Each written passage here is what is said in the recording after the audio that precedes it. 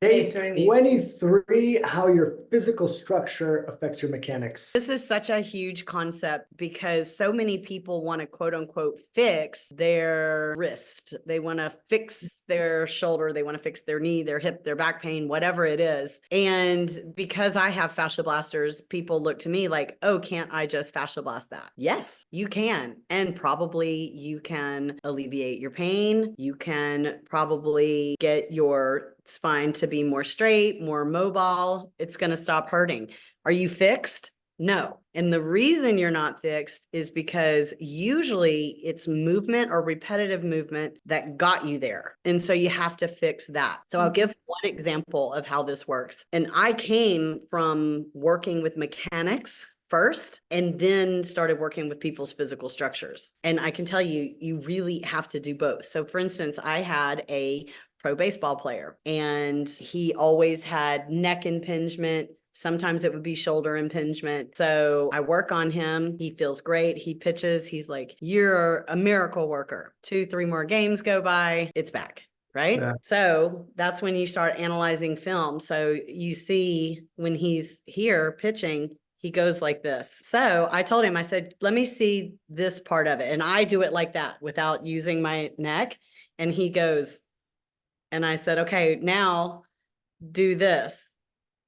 And he was like, he literally goes, I don't know how. Like he didn't even have the neuro connection because athletes are so ingrained in their sport that this did not even compute. And it takes 90 days of lots of effort, lots of strengthening different muscles, lots of doing the pattern over and over and over in the mirror and all of that kind of stuff. But guess what? It worked long term. And he didn't end up having a rib removed, which was what they were recommending. But we had to fix the mechanic. And then we have to make sure that all of that tissue stays calm and whatnot.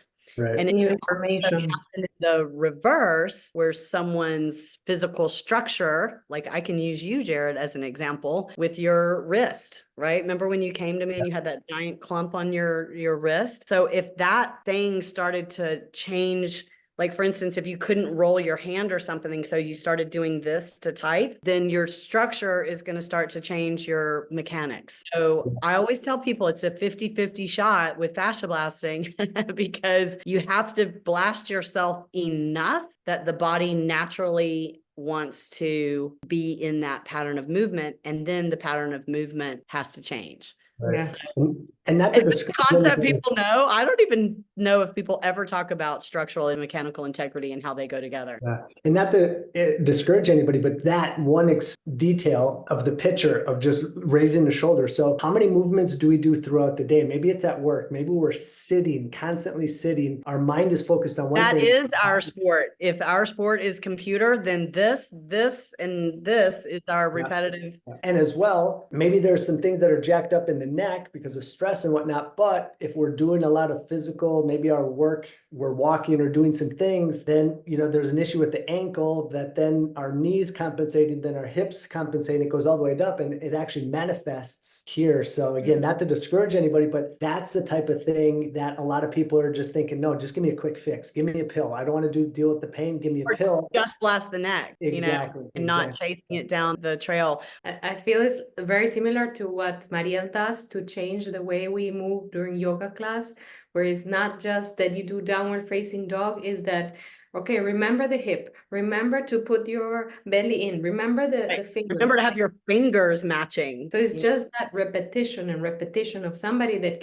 you can learn from, that helps a lot in changing the movement and changing the pattern. Otherwise, most people won't even realize. Right. You got to kind of do that self-diagnosis. We have this thing that's kind of part of Ashley history that's called the wall test. And it's pretty amazing because you put your heels up against the wall, calves, everything, get a neutral pelvis. You make sure one side's not higher or lower. You put your back on, you pull your head, and you get completely straight. And then we say, okay, scapular to press and breathe. And then if you make somebody hold that, first of all, some people will be like, I can't get there, or like the inside of my knee is killing me, or like, oh my gosh, my butt's too big. And it's like, nope, it's actually a lordosis. But it's like, that's the foundation for standing movement. So if you can't even get in the foundation, then how are you supposed to effectively do the rest of it? And so all those little things compound before it becomes pain. So I know for me, because I have so many injuries, I'm constantly focused, like particularly walking is difficult for me. Uphill is the worst. When I do that, oh, I am making sure that I put my foot completely straight. I am making sure that I do not get in my back. I am making sure that I am using my transverse abs, because one bad walk up this hill out there and I'm gonna feel sciatica or like a stiffness in my